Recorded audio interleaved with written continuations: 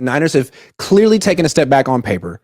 And yet, on BetUS, let's check out where they stand in terms of Super Bowl odds. This kills me. So, Chiefs, Ravens, Eagles.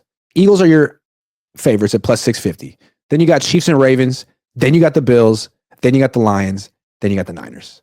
So I guess maybe I'm overreacting, or maybe the general betting public is oblivious to what's going on. But like, wow, better odds than the Rams, like much better odds than the Rams.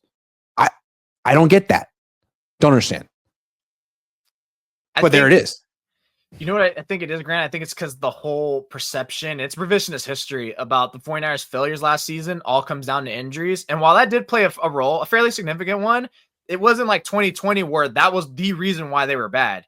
Last year, like, yeah, injuries played a role, but it's not like all these star players were missing simultaneously. That didn't start happening until like after week 10 or 11. That's true. So I think that's such a cop-out. They had so many like one score games they should have won before the bye week that easily could have had them entering their bye with one or no more than 2 losses. Yeah. So I think I just hate that revisionist history. Every time I have a friend or family member like mention like, yeah, it was just because of the injuries. Like, no, it wasn't. Like what happened to the red zone woes that we were talking about? The Niners were one of the worst red zone efficiencies, touchdown scoring teams in the league through the first half of the season last year. A large part of that is because, Kyle Shanahan's plays were kind of stinky, and Brock Purdy wasn't seeing wide open receivers. We just forget that. It wasn't really until like, the last like 30% of the season was like, okay, now the injuries this is looking a little messy. Yeah. I'm sorry.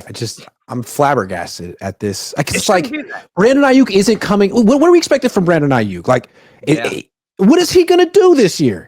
He won't have any offseason. He might come back mid-season, and is he going to be good?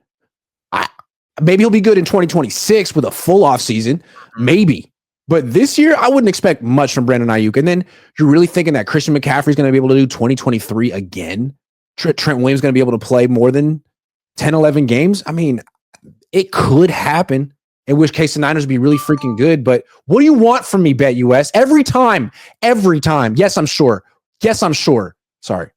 They hear you talking smack about the odds. They're like, you don't like our odds? Talking smack. They're like, do you want to talk to our AI chat? No. I'm trying to take this action on the Rams right here. What's like the best sleeper pick for a Super Bowl win? Vikings at plus 4,000. I mean, they could get Aaron Rodgers. Oh, no, I don't like that. Like the longest long shot. Which one would you feel comfortable with the longest long shot here? The longest long shot. The longest long shot. Oh man, honestly, shoot, I would like the Rams, to be honest. The Rams. We wouldn't get any more bold than that. 2,500. 2,500. What are the Texans doing? Why did they trade Tunsil? What was that? What the hell was that? Okay, we're talking about a team with offensive. What are they doing in the offseason? What are they doing with the offensive line?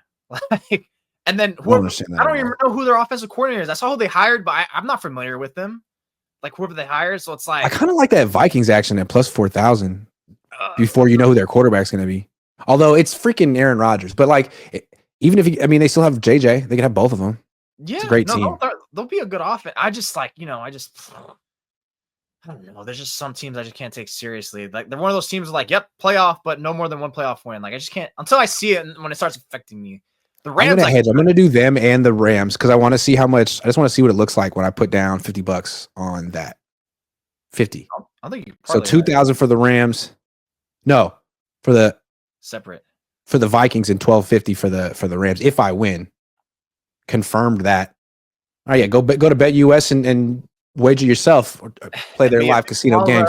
Shakala.